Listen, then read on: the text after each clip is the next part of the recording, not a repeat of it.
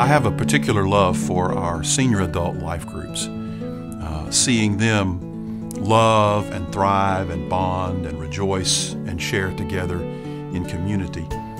And that's going to be even more important in the future, because they tell us that over the next 15 years or so, 1 out of every 5 Americans will be 65 years or older.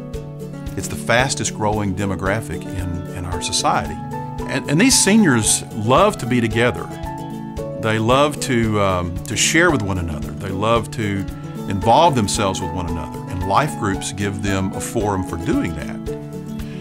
Virginia Owens, in her book, If You Do Love Old Men, which is about the decline and passing of her father, says that change occurs not so much through history books and statistics and education, so much as it does when families get together and do life seated around the kitchen table.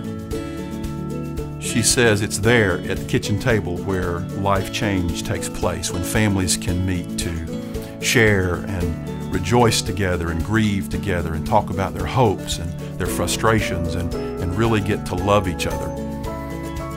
And I think at TDF, life groups are our kitchen table.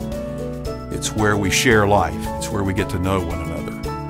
And so I would encourage you, all of you, if you're not a part of a life group, senior adults as well, to look at the list of life groups and find one that will suit you, and find a place where you can be seated at the kitchen table and share life with people who love and who care and who do life together with you.